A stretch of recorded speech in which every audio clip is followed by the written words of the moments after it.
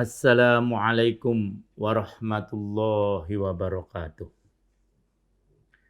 Innal hamdalillah nahmaduhu wa nasta'inuhu wa nastaghfiruh wa na'udzu billahi min syururi anfusina wa sayyiati a'malina. May yahdihillahu fala mudhillalah wa may yudlil fala hadiyalah. Asyhadu an la ilaha illallah wahdahu la syarikalah wa asyhadu anna Muhammadan abduhu wa rasuluh. Masyaallahu kan wa ma lam yasha lam yakun, la haula wala quwata illa billahil aliyil azim. Amma ba'd. Ikhwan akhwat, pemirsa TV Silaturahim dan pendengar radio Silaturahim yang sangat disayang oleh Allah Subhanahu wa taala. Alhamdulillah, sore hari ini kita dapat kembali bertemu dalam kajian tafsir maudhu'i, yang pada sore hari ini kita akan mencoba merenungkan firman Allah Subhanahu wa taala yang terdapat di akhir surah Ali Imran, yaitu ayat yang ke-200, yang kita beri judul 5 kunci keberhasilan. Pada ayat ini Allah berfirman, A'udzu billahi minasyaitonir rajim. Bismillahirrahmanirrahim. Ya ayyuhalladzina amanusbiru wasabiru warabitu wattaqullaha la'allakum tuflihun.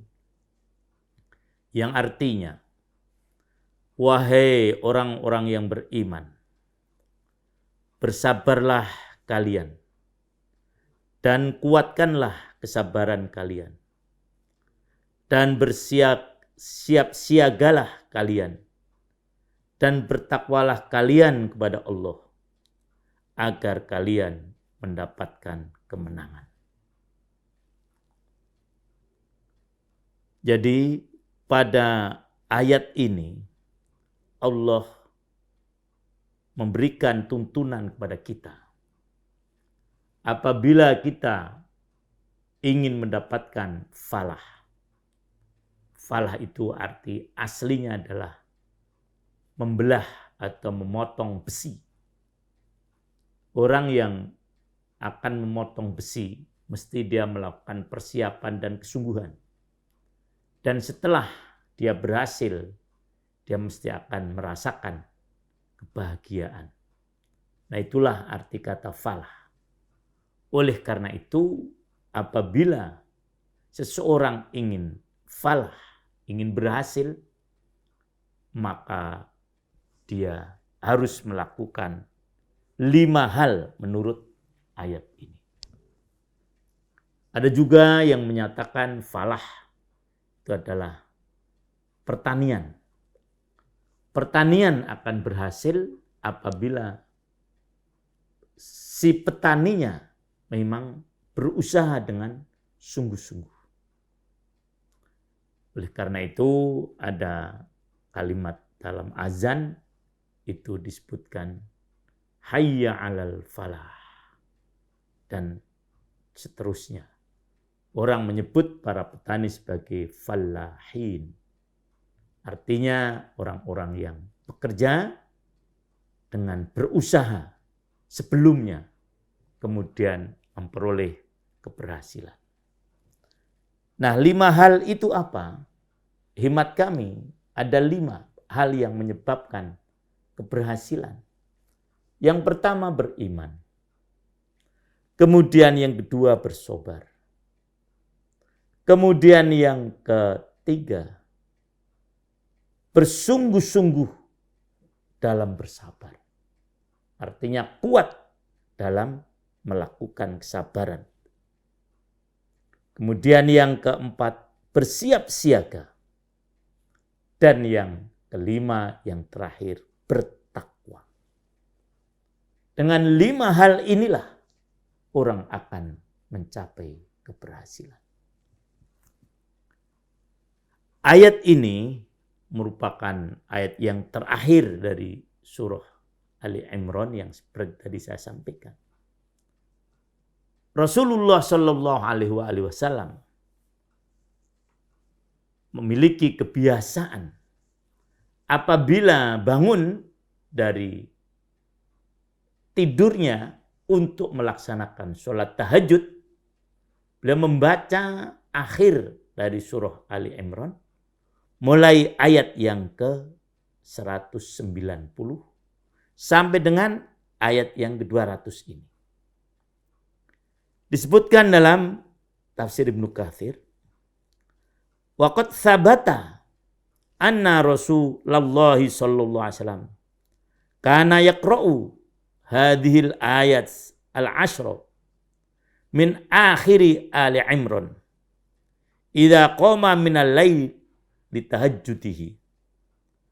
Farawa al-Bukhari rahimahullahu an Ibnu Abbasin radhiyallahu anhuma qala bittu inda khalati Maimunata fatahaddatsa Rasulullah sallallahu alaihi wasallam ma'a ahlihi sa'atan thumma raqada falamma kana thuluthul lailil akhiru qa'ada fanazara ila sama faqala inna fi khalqis samawati wal ard wa ikhtilafil laili wan nahar la ayatil liulil albab. Thumma qama fatawadda'a wastanna fasalla 11 raq'atan thumma adzana Bilalun fasalla raq'ataini thumma kharaja fasalla binnas as-subha. Wa kadza rawahu Muslim. Yang artinya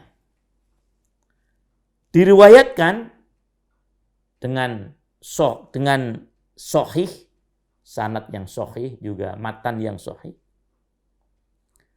bahwasanya Rasulullah sallallahu alaihi wasallam membaca 10 ayat dari akhir surah Ali Imran apabila bangun dari tidurnya untuk melaksanakan sholat tahajud. Imam Al-Bukhari rahimahullahu ta'ala meriwayatkan dari Ibnu Abbas radhiyallahu anhuma, di mana Ibnu Abbas berkata, saya bermalam di rumah bibi saya Maimunah. Maka Rasulullah Shallallahu Alaihi Wasallam bercakap-cakap sejenak dengan keluarganya, kemudian tidur. Nah, ketika sepertiga malam yang akhir, beliau duduk, kemudian melihat ke langit dan membaca ayat yang ke-190 yang tadi sudah saya bacakan, yang artinya sesungguhnya pada penciptaan langit dan bumi dan pergantian malam dan siang sungguh merupakan tanda-tanda bagi orang yang memiliki akal. Kemudian beliau berdiri, berwudu, dan bersiwak. Kemudian melaksanakan sholat 11 rakaat. Dan setelah beliau selesai, azan Bilal azan. Kemudian beliau sholat 2 rakaat, qobliyah subuh. Kemudian keluar sholat subuh bersama-sama manusia, maksudnya para sahabat. Jadi inilah kebiasaan Rasulullah Sallallahu Alaihi Wasallam. Membaca akhir surah Ali Imran dari ayat yang ke-190 sampai dengan yang ke-200. Nah, pada ayat yang ke-200 yang sedang kita renungkan ini, Ada 5 hal yang perlu kita renungkan apabila kita ingin mendapatkan falah, keberhasilan. Yang pertama adalah beriman.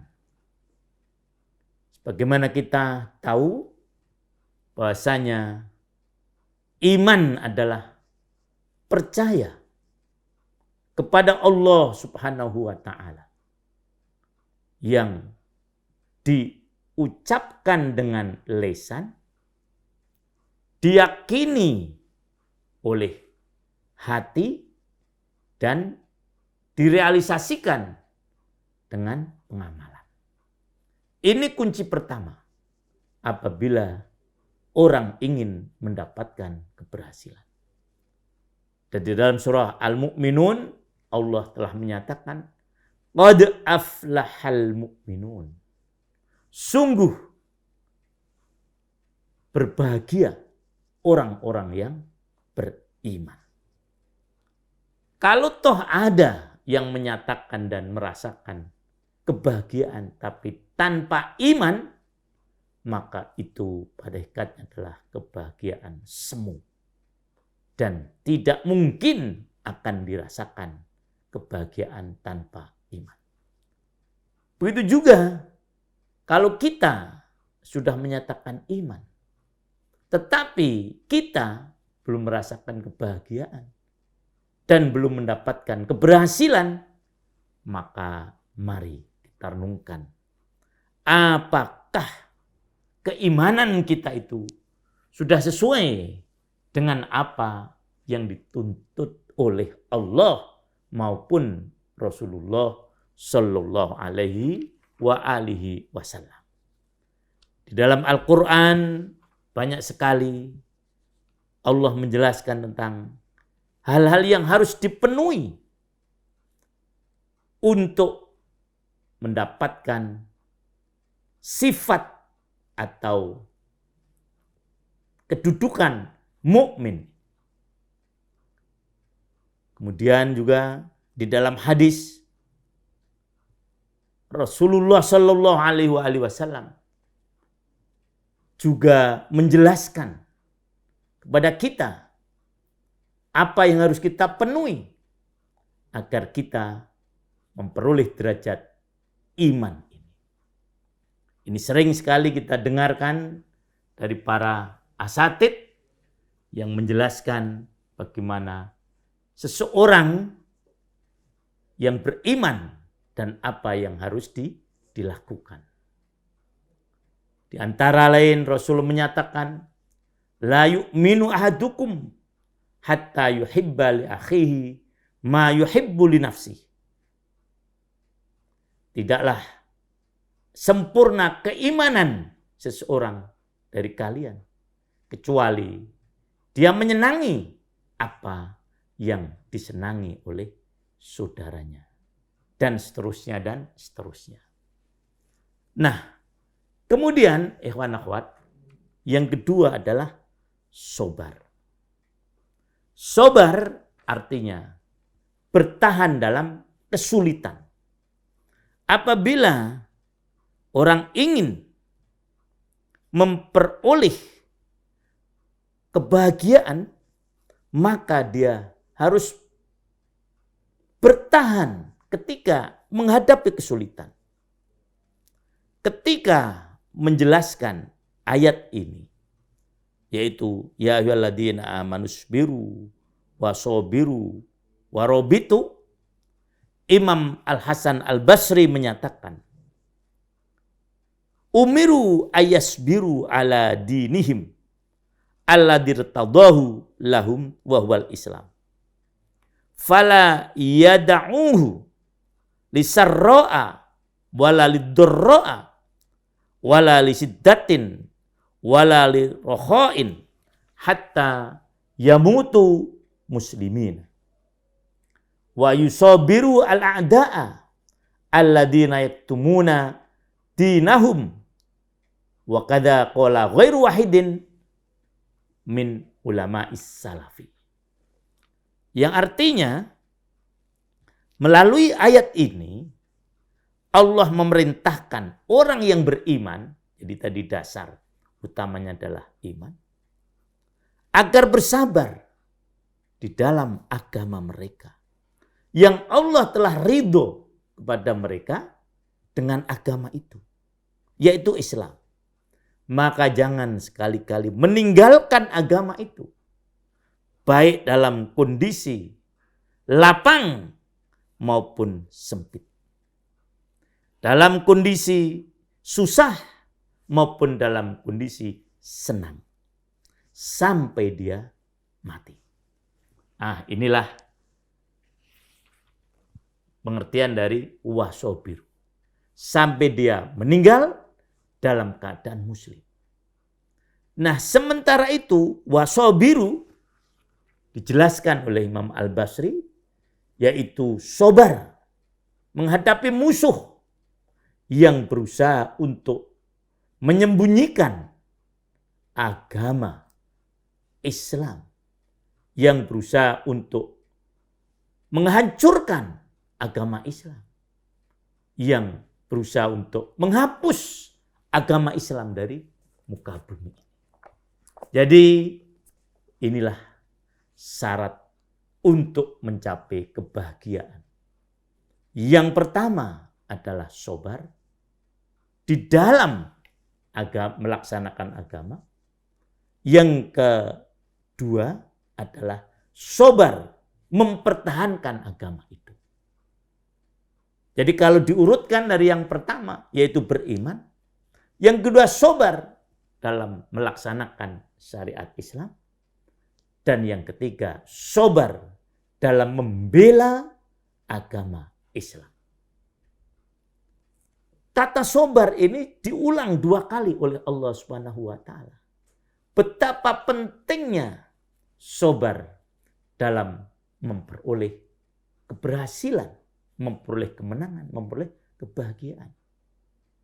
Pada kalimat yang kedua, wasobiru, Allah menggunakan dengan wazan sobar atau fa'ala. Artinya agar benar-benar sobar. Kalau yang pertama sobar, yang kedua benar-benar sobar. Kenapa harus begitu? Karena musuh-musuh Islam pun di dalam usaha menghancurkan Islam, mereka sobar. Nah, kalau kita tidak sobar seperti mereka, kita tidak akan memperoleh keberhasilan. Jadi lawan-lawan kita ini sabar. Maka bagi orang yang ingin menang menghadapi lawan, maka dia harus lebih sobar dari yang lainnya. Yang paling sobar itulah yang akan mendapatkan keberhasilan. Ibarat seorang berlomba. Lomba apapun juga. Peserta biasanya banyak. Tetapi yang memperoleh keberhasilan biasanya sedikit, bahkan sangat sedikit. Untuk mencapai juara pertama biasanya hanya 1 orang. Jarang sekali juara kembar. Nah, siapa yang akan mendapatkan juara pertama? Yaitu orang yang paling sobar. Oleh karena itu, marilah ikhwan akhwat yang dimuliakan oleh Allah Subhanahu wa taala, kita bersobar dan harus bersungguh-sungguh dalam kesobaran. Dalam menghadapi berbagai macam problematika kehidupan. Termasuk juga dalam menghadapi cobaan yang saat ini sedang melanda dunia, yaitu penyakit COVID-19, kita harus benar-benar sobar. Sobar dalam Islam adalah ketahanan diri dengan penuh harapan. Maka sobar mesti mempunyai konotasi positif, bukan berarti kepasrahan, tetapi tanpa usaha. Itu yang ketiga. Kemudian yang keempat, warobitu, dan bersiap siagalah. Ada juga yang mengartikan robitu itu hendaknya saling mengikat. Jadi pengertian ribat yang pertama, ada ikatan satu dengan yang lain. Kalau ingin berhasil, mesti harus bersama-sama. Ini pengertian ribat. Nanti ada 3 pengertiannya. Jadi yang pertama kita lihat dari aspek bahasa. Robato berarti mengikat. Nah kalau ingin berhasil, seseorang harus mengikat satu dengan yang lain. Tidak bisa keberhasilan diperoleh hanya dengan usaha sendiri. Karena apa? Memang manusia diciptakan oleh Allah Subhanahu wa taala untuk bersama-sama. Dalam bahasa sosiologi, manusia adalah zon politikon.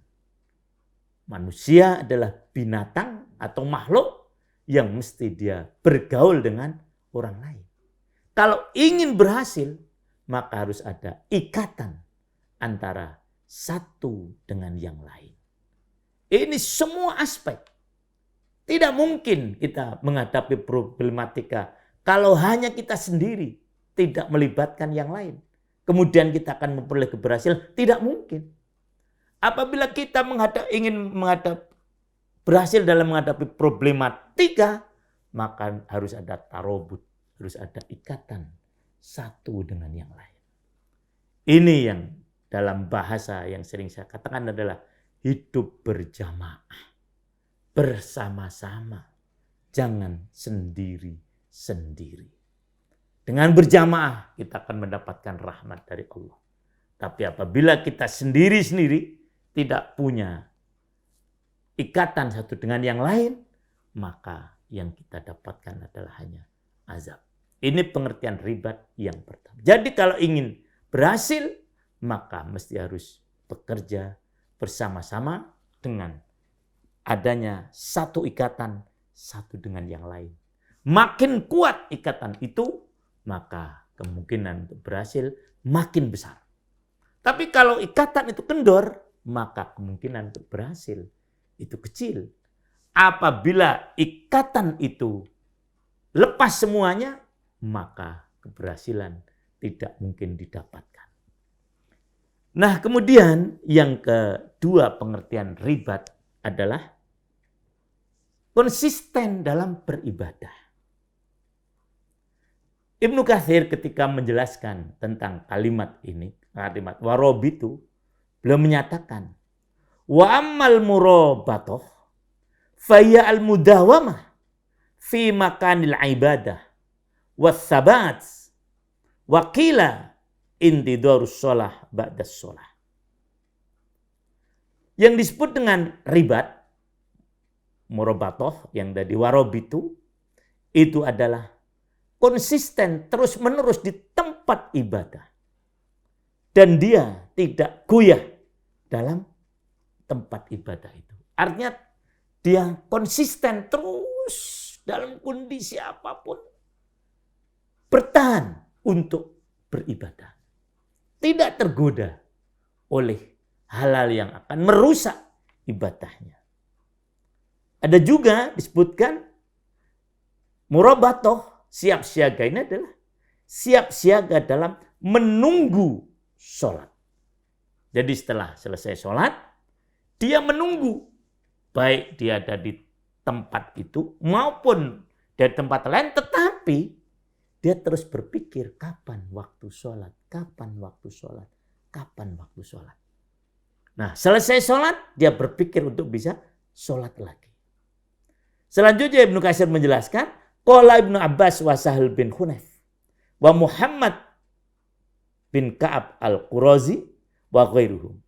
Ini adalah pendapat Ibnu Abbas, Sahal bin Hunayf, Muhammad bin Ka'ab al-Qurazi dan yang lain. Jadi yang dimaksudkan murabatoh adalah tadi, yaitu konsisten di dalam beribadah, khususnya dalam menunggu waktu sholat 5 waktu. Warwa Ibn Abi Hatim hahuna al-haditha alladhi rawahu Muslim wan Nasa'i an Abi Hurairah radhiyallahu an anin nabiyyi qala ala ukhbirukum bima yamhullahu bil khotoya wa yarfa'u bihi darajat isbaghul wudu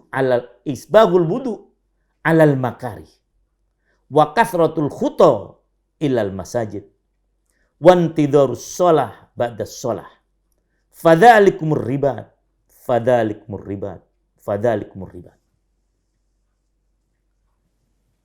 Berkenaan dengan ini, begitu kurang lebihnya Ibnu Katsir menyatakan, Ibnu Abi Hatim meriwayatkan hadis dari Imam Muslim, begitu juga An-Nasa'i, dari Abi Hurairah radhiyallahu anhu, dari Nabi sallallahu alaihi wasallam. Hadis yang menggunakan an ini mu'an artinya. Kalau dengan ana mu'annan, jadi dari.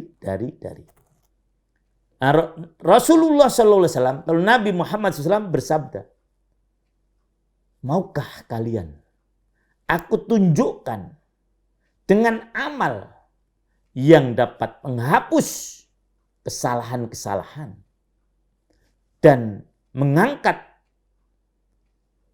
beberapa derajat, mengangkat manusia atau yang melaksanakannya dalam beberapa derajat. Sudah tentu para sahabat mau.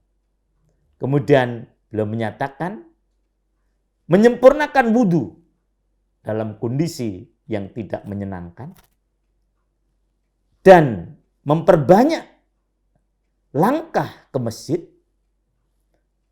dan menunggu sholat setelah sholat. Itulah ribat. Jadi ribat di sini ada 3. Yang pertama adalah menyempurnakan wudu ketika kondisi tidak menyenangkan. Para pensyarah hadis menyatakan itu pada waktu subuh, di mana kondisi masih sangat dingin, tapi dia wudu dengan sempurna. Kemudian banyak melangkahkan kaki ke masjid, artinya terus dia sholat berjamaah terus menerus, diusahakan itu, dan dia tidak melaksanakan sholat wajib di rumah. Kemudian menunggu sholat setelah sholat. Rasul kemudian bersabda, itulah ribat. Sampai 3 kali belum menyatakan. Itulah ribat. Nah, jadi pengertian ribat yang kedua adalah konsisten dalam beribadat, khususnya dalam menunggu waktu sholat.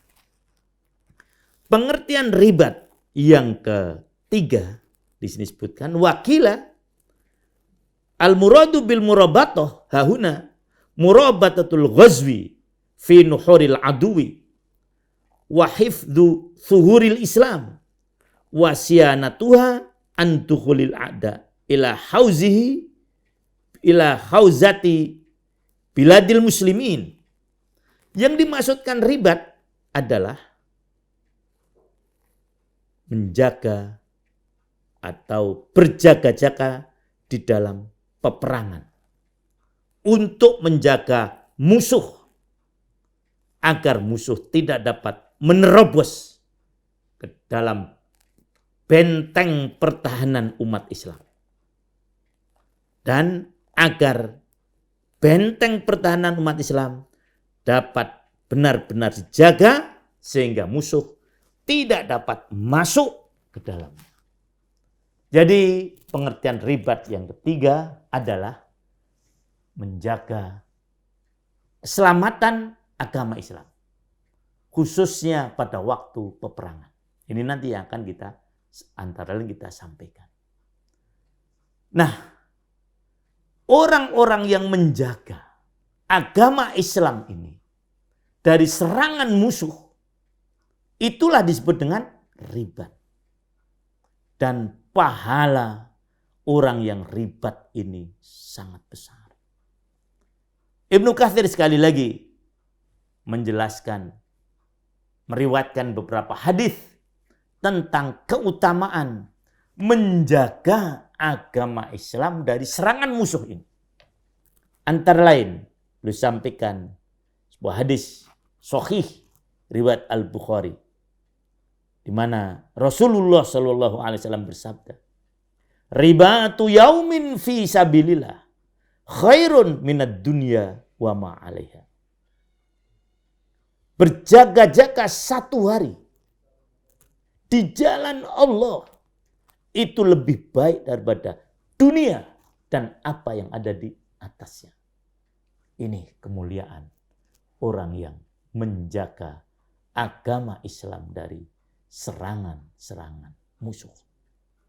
Dalam hadis yang lain yang diriwayatkan oleh Imam Muslim dari Salman Al-Farisi, Rasulullah SAW bersabda, ribatu yaumin wa lailatin khairun min siyami syahrin wa qiyamihi wa in mata jaro alaihi amaluhu alladhi kana ya'maluhu wa ujriya alaihi rizquhu wa minal fattana. Menjaga musuh, menjaga Islam dari serangan musuh 1 hari dan 1 malam, sehari semalam, itu lebih baik daripada saum selama 1 bulan dengan sholat tahajudnya, dengan sholat lailnya. Kalau dia mati dalam tugas penjagaan atau ribat tadi, maka amalnya akan terus mengalir. Begitu juga rizkinya akan terus dialirkan oleh Allah dan akan selamat aman dari berbagai macam fitnah. Ini 3 pengertian dari ribat. Dan sekali lagi itulah amaliyah yang ketiga apabila seseorang ingin memperoleh keberhasilan. Kita ulang dulu, yang pertama adalah iman, kemudian yang kedua adalah sabar, kemudian yang ketiga adalah bertahan dalam kesabaran, kemudian ini maksud kami yang keempat adalah ribat. Di mana pengertian ribat tadi ada 3. Pertama, menjalin hubungan antar satu dengan yang lain. Yang kedua, konsisten dalam beribadah. Kemudian yang ketiga adalah menjaga Islam, menjaga agama Islam dari gangguan musuh. Selanjutnya tinggal yang terakhir, yaitu bertakwa. Nah, apabila kita ingin memperoleh keberhasilan, maka takwa merupakan syarat yang harus kita penuhi. Wa qauluhu ta'ala wattaquhu ay fi jami'i umurikum wa ahwalikum kama qala an-nabiyyu sallallahu alaihi wasallam li Mu'ad hina ba'athahu ilal Yaman ittaqillah haitsuma kunta wa atbi'is sayyi'atal hasanata tamhuha wa khaliqin nas bi khuluqin hasanin. Ibnu Katsir menjelaskan yang dimaksudkan dengan bertakwa kepada Allah, wattaqullah, di sini adalah bertakwa kepada Allah dalam semua urusan dan dalam segala kondisi. Sebagaimana yang dipesankan, yang disampaikan, yang diucapkan oleh Rasulullah Shallallahu Alaihi Wasallam kepada sahabat Mu'ad ibnu Jabal ketika beliau diutus oleh Rasulullah ke Yaman untuk menjadi hakim dalam usia belasan tahun, ya, ada yang mengatakan 17, ada yang mengatakan 16, jadi masih sangat muda sekali. Itulah keberhasilan Rasulullah SAW mendidik para sahabat. Nah, beliau pesankan kepada Mu'ad bin Jabal. Hadis ini juga sering kita dengar dari beberapa asatid Apa pesan beliau kepada Mu'adz bin Jabal? Ittaqillaha haitsuma kunta. Bertakwalah kepada Allah di mana saja kamu berada. Jadi tadi yang disebutkan dengan fi jami'i umurikum wa ahwalikum.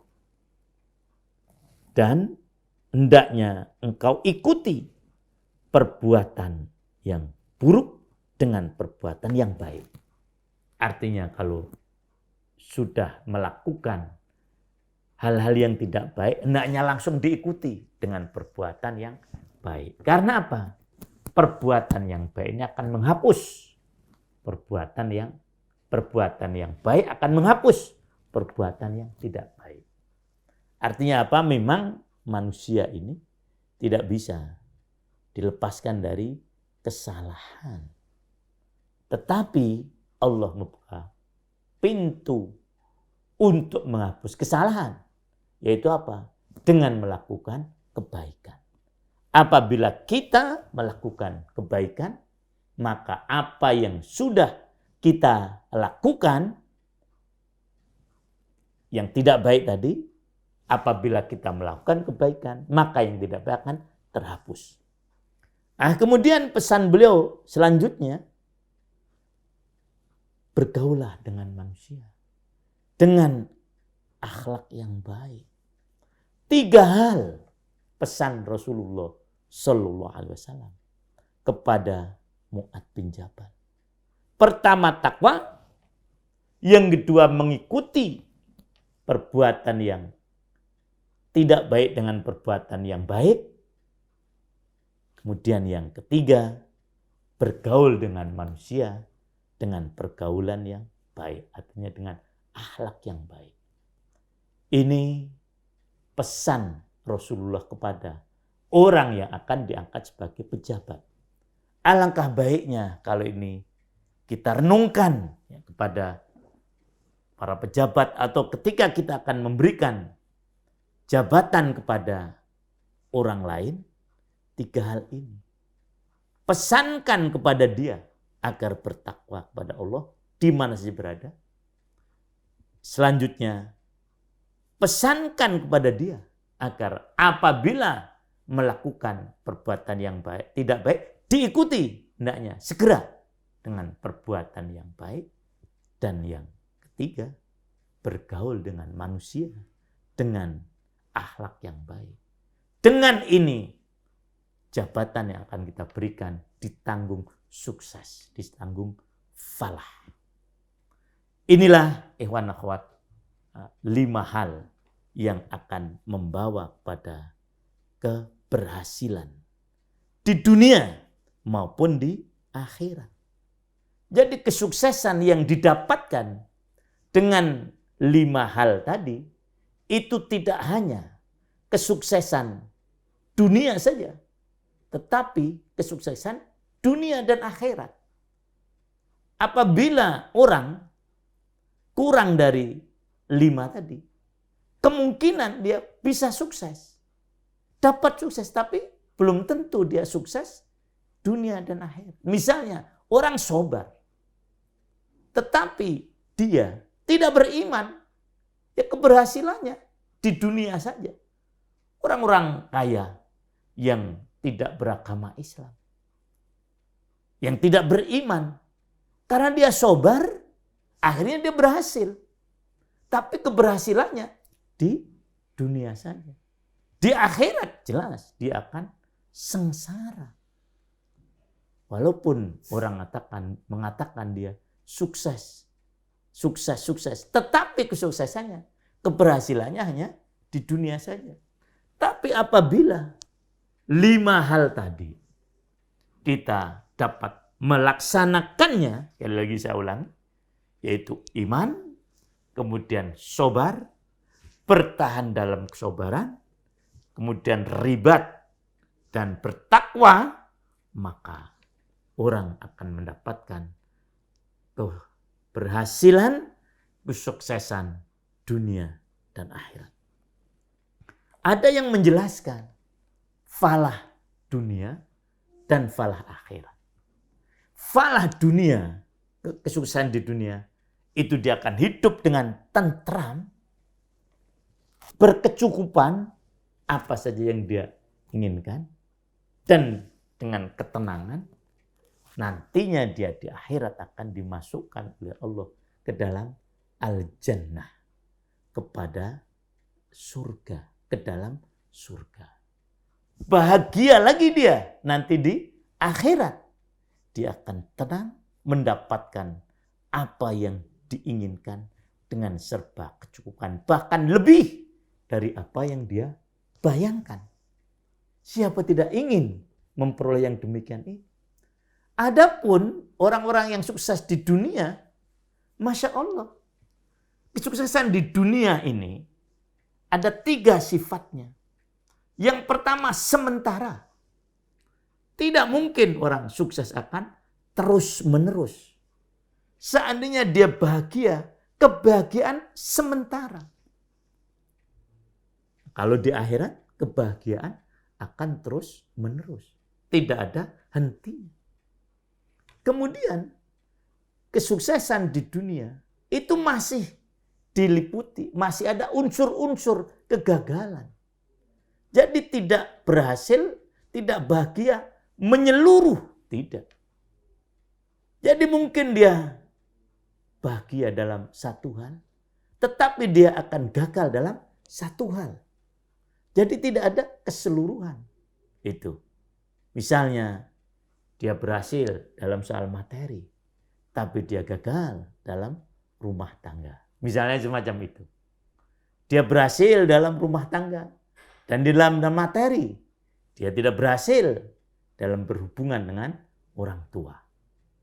Seandainya dia berhasil dalam materi, dengan hubungan dengan orang tua dan karir, tapi dia tidak berhasil berhubungan dengan tetangga atau manusia lain. Nah ini, kebahagiaan di dunia tidak menyeluruh sifatnya. Tetapi masih ada di sana ketidakbahagiaan. Sementara kalau di akhirat, maka kebahagiaan itu menyeluruh. Nah, kemudian yang ketiga, perbedaan kebahagiaan dunia dan akhirat. Kalau di dunia, biasanya kebahagiaan sifatnya fisikal, yang tampak, tapi belum tentu hatinya merasakan bahagia. Melihat orang yang cantik jelita misalnya semacam itu. Itu bahagia betul ya. Diberikan wajah cantik oleh Allah. Tapi hatinya dia masih meronta. Karena dia akan melihat yang lain lebih cantik dari dirinya. Walaupun orang mengatakan dia orang cantik seluruh dunia. Dia merasa masih ada kekurangannya.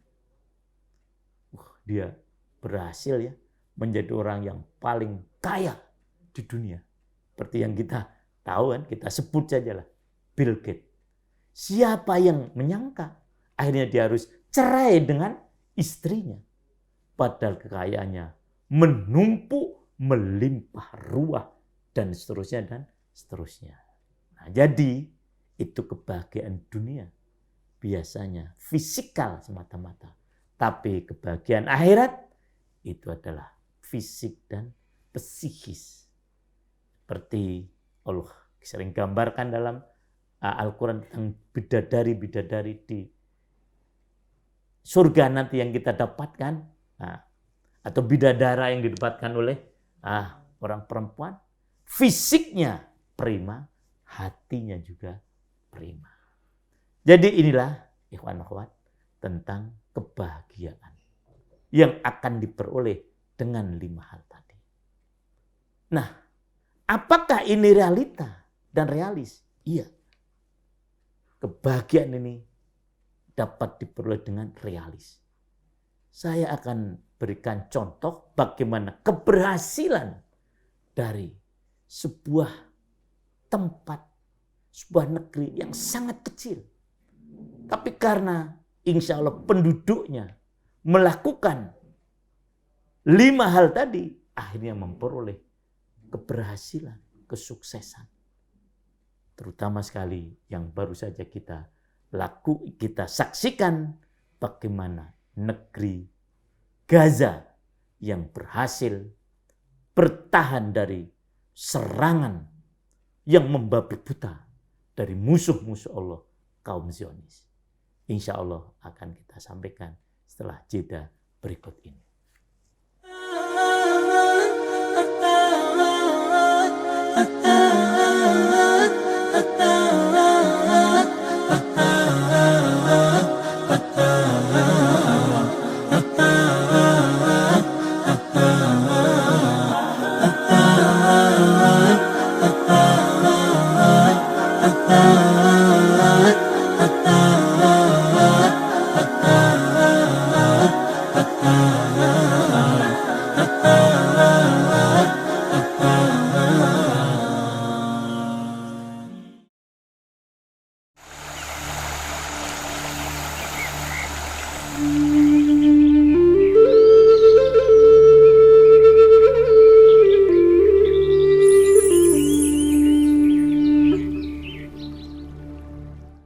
Ikhwan akhwat yang sangat disayang oleh Allah Subhanahu wa taala.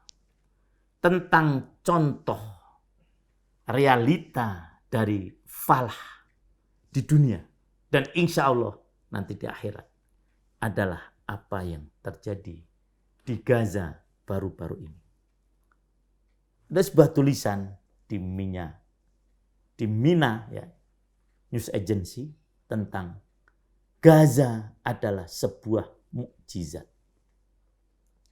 Di sini disebutkan tentang tulisan Dr. Sa'ad Al-Faqih yang belum begitu dikenal. Belum memiliki nama lengkap, Sa'ad bin Rashid bin Muhammad Al-Faqih Al-Anqari At-Tamimi, seorang warga Arab Saudi, merupakan konsultan ahli bedah, mantan asisten profesor, dan sangat dikenal sebagai seorang alim cendekiawan yang sering beroposisi atas kebijakan kerajaan Saudi. Dalam tulisannya tentang konstelasi perang Gaza Israel terakhir ini, beliau menguraikan beberapa perspektif yang menarik dan dipahami dan dapat dipercaya, yakni apakah situasi dan kejadian yang terjadi di jalur Gaza itu dikategorikan sebuah mukjizat, keberhasilan rakyat Gaza mempertahankan diri dari serangan Israel atau Zionis Yahudi laknatullah alaih. Sekali lagi kita hindarkan penggunaan kata Israel karena itu nama Nabi, sudah sering saya sampaikan. Itu sebuah mukjizat. Atau bagaimana? Nah, lewat sebuah pertanyaan disampaikan kepadanya, kurang lebih pertanyaannya begini, apakah yang telah dicapai jalur Gaza, yaitu kemenangan perang melawan Israel, adalah sebuah perhitungan politis manusia, atau dia adalah mukjizat yang tidak biasa? Dr. Al-Faqih menjawab, itu merupakan mukjizat. Arti mukjizat yang saya pahami dengan ini tulisan ini adalah suatu yang khawariqul adah, yang menyimpang dari kebiasaan, tidak sama dengan kebiasaan, walaupun itu bukan terjadi pada para nabi. Khawariqul adah yang belum pernah terjadi dalam sejarah, setidaknya karena ada 8 hal sebagai berikut ini. Jadi kemenangan bangsa Palestina di jalur Gaza mempertahankan diri dari serangan membabi buta dari kaum Zionis Yahudi, itu merupakan satu fenomena hal yang sangat istimewa. Dilihat dari 8 hal berikut ini. Pertama, jalur Gaza memiliki panjang 40 km. lebar 9 kilometer. Totalnya wilayah Gaza itu setara hanya dengan 20% dari luas kota Riyadh, Arab Saudi. Di Gaza hidup lebih dari 2 juta jiwa. Mereka bertani, mengelola layanan kesehatan, pendidikan. Di saat yang sama mereka melatih dan mempersenjatai diri dengan membuat roket. Dan waspada, nih yang tadi saya katakan, murobatoh, yang dalam bahasa Al-Quran warobitu, 24 jam jika sewaktu-waktu Israel melakukan penyerangan. Ini satu. Jadi mereka melakukan ribat. Maka dengan kalimat ini beliau seakan mengatakan begini, wajar kalau kemudian rakyat Palestina di jalur Gaza falah. Mereka itu berhasil. Karena apa? Ribat 24 jam. Selanjutnya yang kedua. Gaza berada di bawah blokade Israel yang mencekik wilayah darat, laut, dan udara yang sudah berlangsung selama 15 tahun. Blokade kaum Zionis atas semua akses yang menopang keberlangsungan hidup manusia. Bahan bakar, bahan bangunan, pupuk pertanian dan perkebunan, serta senjata dan amunisi, semua diblokade. Selain blokade, sudah tentu hisor, pengepungan, pengoboman berkali-kali, penghancuran berkali-kali yang mengganggu keberhasilan hidup pada umumnya. Tetapi mereka tetap bertahan, bahkan falah berhasil. Itu yang kedua. Yang ketiga, Zionis merupakan ancaman utama Gaza. Zionis memiliki persenjataan paling merusak, paling destruktif, dan paling canggih di dunia. Dengan teknologi terbaik sedunia. Selain pasukan yang terlatih dalam pertempuran, sarana lengkap dengan senjatanya. Juga alat-alat retas untuk memata-matai setiap aktivitas yang terakurat di seluruh dunia yang digunakan untuk mengumpulkan informasi-informasi yang terjadi di Gaza. Bahkan di seluruh dunia. Berapa negara kecolongan. Baru saja Malaysia kemarin marah karena ada pesawat tanpa awak yang melintas atau pesawat yang ada awaknya melintas di wilayah udaranya. Itu yang dimiliki oleh kaum Zionis. Jadi senjatanya lengkap. Bahkan destruktif. Pasukannya pun begitu. Sangat terlatih dalam pertempuran. Tetapi berkali-kali mereka tidak mampu menerobos jalur Gaza yang hanya kecil tadi. Penduduk hanya 2 juta. Kemudian juga panjangnya hanya 40 km dan lebarnya 9 kilometer.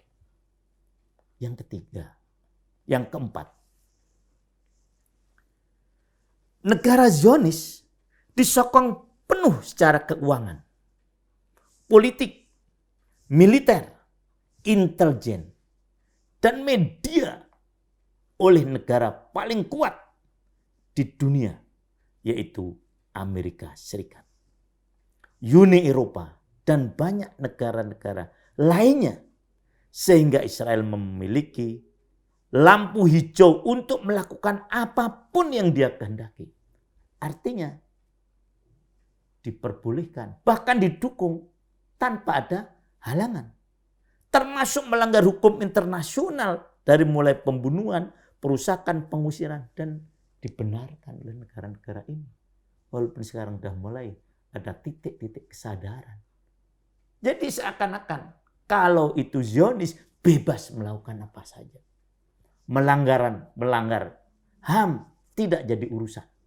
Coba Indonesia melakukan hal yang sedikit saja, bukan berarti kita membolehkan itu ya. Ribut seluruh dunia, terutama sekali Amerika dan Uni Eropa.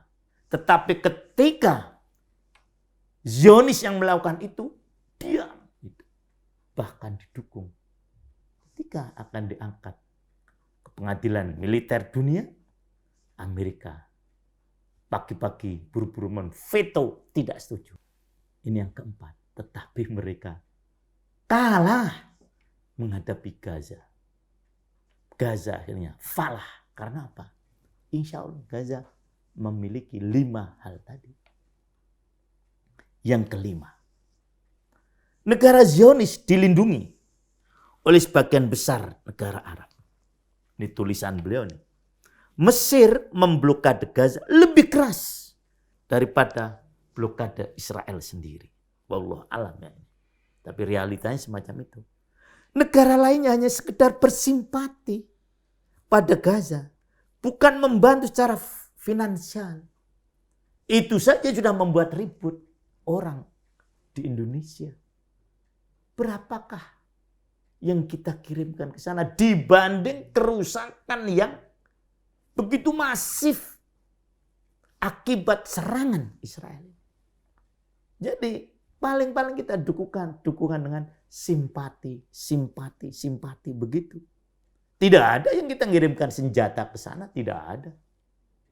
Ataupun bukan berarti mengecilkan sumbangan finansial ya, bukan. Itu saja sudah membuat sebagian musuh-musuh Islam ribut. Saya katakan musuh-musuh Islam. Itu tidak senang. Mengatakan di Indonesia masih banyak yang miskin. Orang miskin di Jakarta dibiarkan. Kenapa harus ngurusi orang Hamas yang itu teroris. Na'udzubillah min dalik. Nah itu tadi. Orang mau memperjuangkan kemerdekaan negerinya disebut teroris. Akhirnya juga ada yang mengikuti. Yang menjadi teroris siapa? Amerika. Ante-ante Amerika ternyata sekarang kelihatan di Indonesia ini. Ya kalau orang Amerika mengatakan, Israel mengatakan Hamas teroris itu memang hak dia. Tapi sama sekali kita tidak bisa menerima. Coba sama seperti waktu dulu Belanda mengatakan pejuang-pejuang kemerdekaan itu teroris. Orang yang punya akal sehat tidak mungkin menyatakan begitu. Jadi orang yang tidak punya akal sehat saja yang menyatakan Hamas itu teroris. Itu para ikhwan semuanya. Jadi yang kelima, negeri-negeri lain itu mendukungnya hanya simpati dan finansial yang menurut kadar kemampuan mastat istitoahnya. Sementara itu negara-negara raksasa mendukung Zionis. Bahkan beberapa negara Arab yang baru saja melakukan hubungan diplomatik dengan Zionis ini malah mengutuk perlawanan Gaza dan justru memperhatikan Zionis Yahudi. Itu yang kelima. Tetapi Gaza akhirnya tetap berhasil. Yang keenam, selain media pemerintah, negara-negara Arab, terutama Mesir, Arab Saudi, UEA, kemudian melalui intelijen yang mereka miliki, membuat buzzer-buzzer yang mendukung Israel. Menggiring opini publik untuk membenci gerakan perlawanan Gaza. Yang menurut mereka ini tindakan kriminal. Naasnya, banyak masyarakat atau manusia yang tadi tidak berakal, menurut imat saya, terpengaruh. Opini masyarakat menyatakan yang salah adalah Palestina. Israel benar segalanya. Apalagi dalam pertempuran yang terakhir ini. Ya karena Gaza menyerang duluan ke Israel. Akhirnya Israel membalas. Jadi bahasa-bahasa semacam itu. Kenapa tidak mau berpikir normal? Tidak usah sehat-sehat lah, normal saja. Kenapa Gaza menyerang Israel? Karena Israel menyerang lebih dahulu apa? Peristiwa akhir Ramadan di Masjidil Aqsa.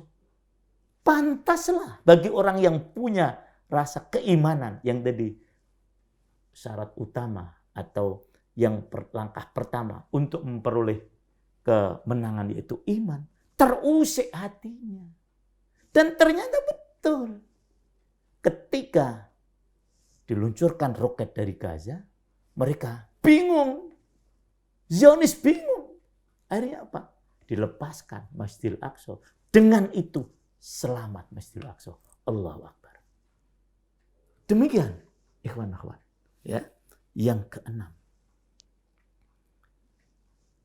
Yang merupakan mukjizat yang terjadi di bumi Gaza. Yang ketujuh sekarang. Yang lebih berbahaya dari semua itu adalah peran otoritas Palestina dengan pengkhianatannya terhadap rakyat di tepi barat untuk menolong mereka yang berada di Gaza. Rakyat Gaza yang ingin menolong saudaranya, di Al-Quds secara tidak langsung otoritas Palestina telah membantu Israel dengan kekuatannya. Nah, ini memang yang terjadi di mana rakyat Palestina sendiri belum dapat bersatu dengan seperti yang seharusnya. Masih ada intrik-intrik perpecahan di antara mereka. Itu pun disebabkan oleh Zionis. Jadi kalau rakyat Palestina sendiri keinginan bersatu.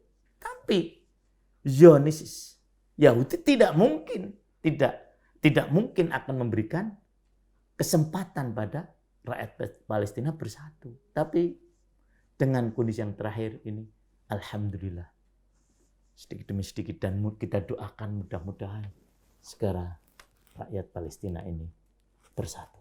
Karena dari sini nanti riba akan, di sini nanti kemenangan akan diperoleh karena mereka riba.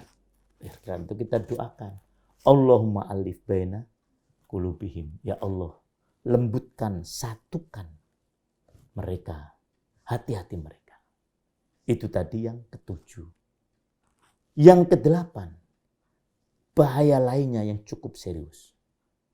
Gaza tidak lepas dari keberadaan pengkhianatan mereka yang berjiwa lemah. Mereka inilah yang secara tidak langsung menghamba pada Zionis dengan berbagai upaya lobby melalui otoritas Palestina atau Mesir. Bisa jadi melalui lembaga amal atau kemanusiaan yang berkiblat melawan keberadaan gerakan perlawanan Palestina. Nah, di Gaza sendiri memang belum bersih dari orang-orang yang disewa, istilah saya, digunakan oleh musuh-musuh Palestina untuk menggerogoti bangsa Palestina dari dalam. Tapi itu pun tidak begitu signifikan pengaruhnya sehingga Gaza mendapatkan kemenangan. Nah, maka karena itu Gaza adalah sepetak tanah yang begitu tersulitkan dari segala arah, dilemahkan dari segala sumber dayanya, dibatasi semua gerak-geriknya selama 15 tahun. Akan tetapi Gaza bisa bertahan dan masih hidup. Rakyatnya makan minum seperti biasa. Biasaan mereka sudah tentu. Jangan disamakan dengan kita. Bahkan mereka dapat memproduksi roket, bom, dan berperang melawan musuh serta mendapatkan falah kemenangan. Apa ini bukan keajaiban? Nah, itu. Kenapa bisa terjadi? Karena 5 hal tadi.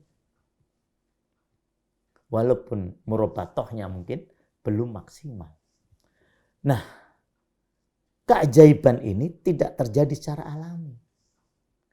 Hal seperti ini mungkin terjadi juga pada masa para nabi.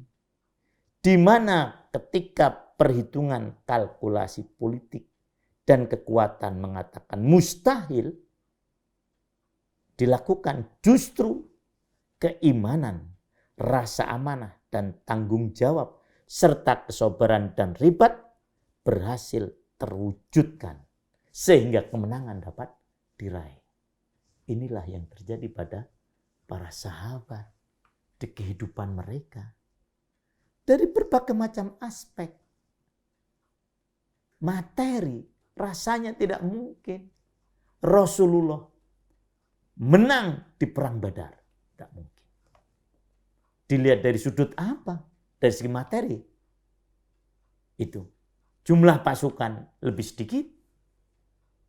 Persenjataan lebih kecil. Begitu juga seterusnya. Tetapi karena 5 hal tadi, yaitu iman, sabar, sangat sabar, kemudian ribat dan bertakwa, akhirnya Rasulullah berhasil dalam perang Badar.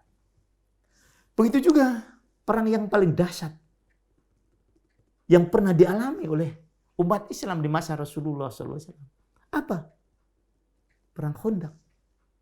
Dari sudut mana Muslimin akan dapat memperoleh kemenangan apabila dilihat dari aspek material. Dilihat dari musim, sangat dingin. Dilihat dari segi persenjataan pun juga kalah jauh dengan musuh-musuhnya. Dilihat dari jumlah pasukan, Muslimin hanya 3.000 pasukan yang pengepungnya, Ahzabnya dari perang Khandaq ini 10.000. Bahkan di dalam kota Madinah terjadi pengkhianatan yang dilakukan oleh orang-orang Yahudi. Jadi dalam aspek-aspek materi, militer dan mungkin juga politis, tidak mungkin umat Islam itu menang di perang Ahzab. Tetapi karena memiliki 5 hal tadi, maka akhirnya Muslimin berhasil. Dan berbagai macam contoh-contoh yang lain. Kalau kita tarik dengan perjuangan para pendahulu kita melawan penjajah Belanda, yang sampai sekarang Belanda itu belum, kalau bahasa agama ikhlas ya, belum lapang dadanya melepaskan Indonesia. Sampai sekarang belum. Kalau toh tidak malu, mereka tidak akan mengakui kemerdekaan Indonesia. Dari aspek apa?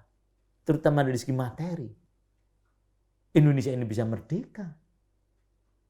Senjata tidak punya. SDM juga kurang. Dan seterusnya, dan seterusnya. Kemudian di dalam sendiri juga banyak rakyat Indonesia saat itu ya, yang menjadi pengkhianat. Lebih cenderung pada Belanda. Tetapi akhirnya toh bisa merdeka. Oleh karena itu tepat sekali para pendahulu kita menyatakan bahasanya kemerdekaannya adalah berkat rahmat Allah yang maha kuasa. Ini. Jadi bukti-bukti kauniyah tentang benarnya ayat yang ke-200 dari surah Ali Imran tadi. Nah, sekarang tinggal bagaimana kita mewujudkan itu. Nah, kita lanjutkan tulisan ini. Yaitu, maka pesan untuk masyarakat dan para elit Islam, mereka harus bangun dan sadar atas kekuatan yang terpendam dan menghilangkan rasa takut terhadap musuh. Pesan tadi terdapat di dalam surah Ali Imran ayat yang ke-200 yang sedang kita renungkan ini. Jika Gaza berhasil melawan hegemoni raksasa dunia yang menyerang dan menyekapnya, maka umat Islam seharusnya lebih mampu melakukan perlawanan terhadap tirani yang menzalimi mereka. Jadi seakan-akan beliau memberikan semangat pada kita. Bangkitlah wahai umat Islam. Ketika Gaza bisa, kenapa kalian Tidak bisa. Dalam kondisi yang lebih longgar daripada Gaza. Ini. Jadi mari kita sadari kita punya kekuatan yang terpendam. Yaitu kekuatan yang terdapat dalam, saya ulangi berkali-kali, surah Ali Imran ayat yang ke-200. Selanjutnya, Dr. Fakih menjelaskan, Israel yang diagung-agungkan sebagai negara super canggih dengan teknologi mutakhir yang mereka miliki harus tunduk menyerah di hadapan sepetak wilayah yang terblokade. Maka bersiaplah bahwa kunci kemenangan ini adalah kembali sepenuhnya kepada Islam dengan memuliakan dan mengagungkannya. Nah, ini penjelasan dari Dr. Fakih.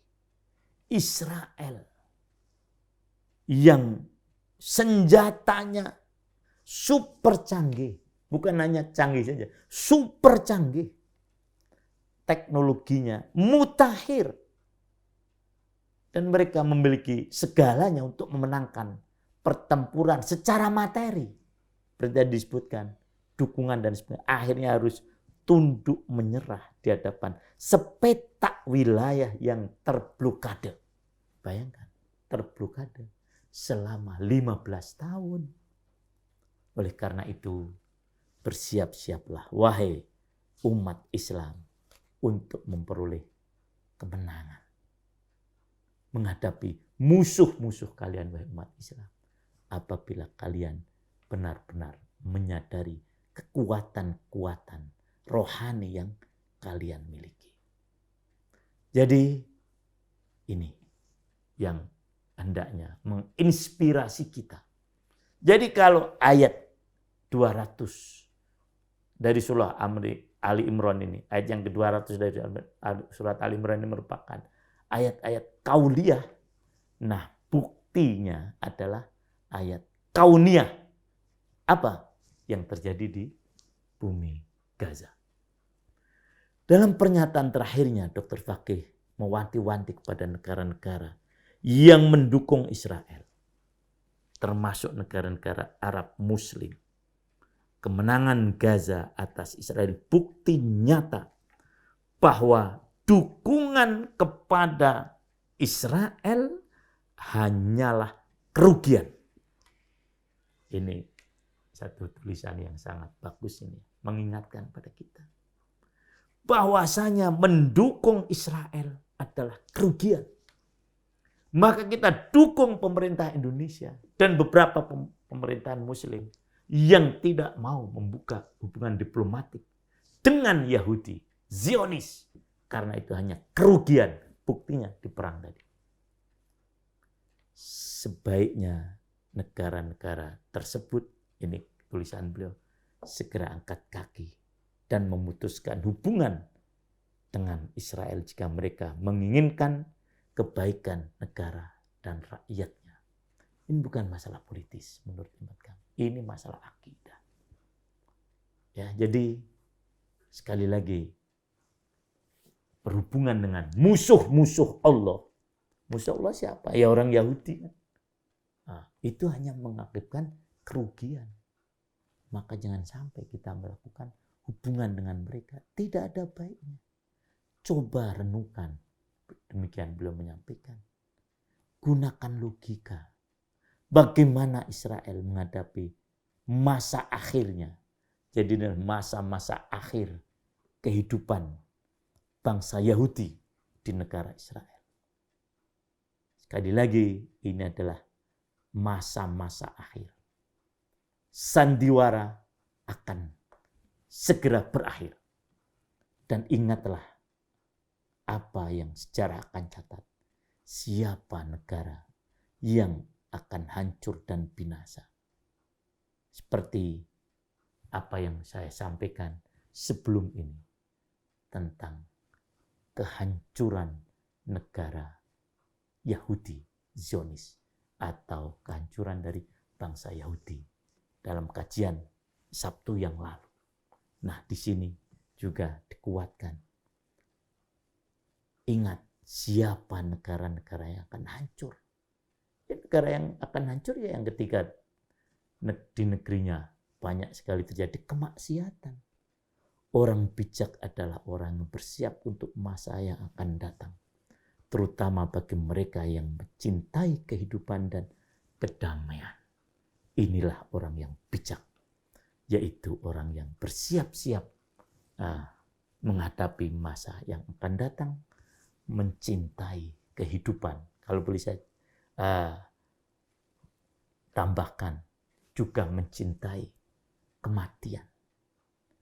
Dan dia mencintai kedamaian. Itulah orang yang bijak.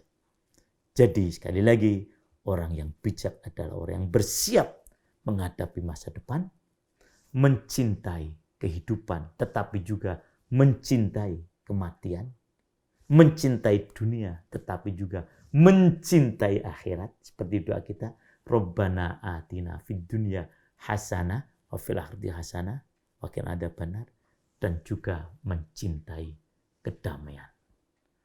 Setiap orang Islam adalah orang yang mencintai kedamaian, karena tidak ada nama agama yang seindah nama agama Islam yang artinya damai. Maka muslimin di mana saja yang mereka inginkan adalah kedamaian, bukan malah sebaliknya. Inilah ikhwan akhwat yang dapat kami sampaikan dalam kajian tafsir maudhu'i, yaitu surah Al-Imran ayat yang ke-200. Mudah-mudahan kita semuanya dapat memahaminya dan dapat mengamalkannya sehingga kemenangan dapat kita peroleh. Jazakumullah khairal jaza atas semua perhatiannya, dan mohon maaf atas segala kekurangan saya. Mudah-mudahan Allah Subhanahu wa taala terus memberikan kepada kita rasa cinta kepada Al-Quran dan cinta untuk mengamalkannya. Kurang dan lebihnya mohon maaf. Hadanallahu wa ajmain. Mari kita akhiri kajian ini dengan bersama-sama membaca doa kafaratul majlis. Subhanakallahumma wa bihamdika asyhadu an la ilaha illa anta astaghfiruka wa atubu ilaik. Alfa minkum wa syukran. Assalamualaikum warahmatullahi wabarakatuh.